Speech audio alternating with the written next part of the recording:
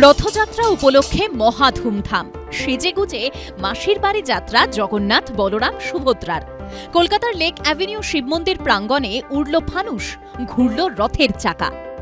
জগন্নাথ বলছে অনাথের নাথ, যার কেউ নেই তার জগন্নাথ আছে। তাই স্বাভাবিকভাবেই শিব মন্দিরকে আমাদের অনেক অনেক ধন্যবাদ যে তারা যেরকম বড় পুজো করেন, সাথে সাথে জগন্নাথ দেবকেও অত্যন্ত সম্মানের সঙ্গে সাড়ম্বরে এই রথযাত্রা আয়োজন করেন। লেক অ্যাভিনিউ শিব মন্দিরে জগন্নাথের মূর্তি প্রতিষ্ঠা হয়েছিল 2012 সালে। তার 5 বছর পর 2017 সাল থেকে শুরু হয়েছে ধুমধাম করে রথযাত্রা পালন। তো 17 সালে আমরা ঠিক করলাম যে এবার রথযাত্রাটা রথ চালু করব। তখন আমরা রথ করতাম না। হ্যাঁ, 2012 সালে আমাদের জগন্নাথ দেব প্রতিষ্ঠিত আমাদের শিব মন্দিরে।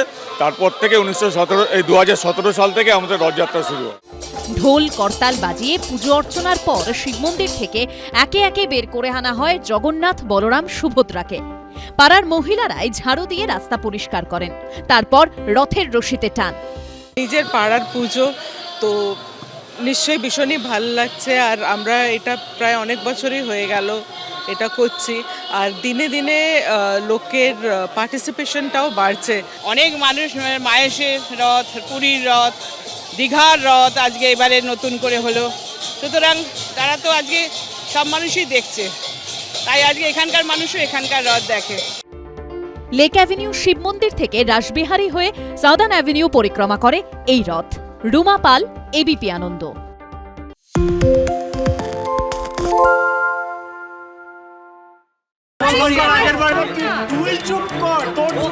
বাংলা ঝামেলা চায় না, বাংলা খবর চায়। বাংলা খবর, বাংলার খবর।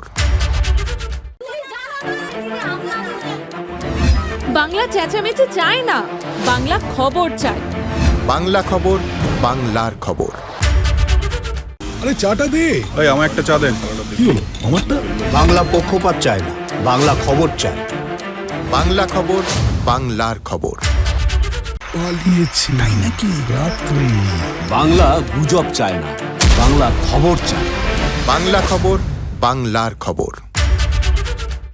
সত্য অন্তহীন, সত্যের খোঁজও তাই, সত্য সন্ধানে তাই আমরা অক্লান্ত, অকুতভয়। এবিপি আনন্দ নতুন ভাবনার প্রতীক, যা মনে মুক্ত, তথ্যে যুক্ত এবং যাবতীয় সীমানার বাঁধন থেকে মুক্ত।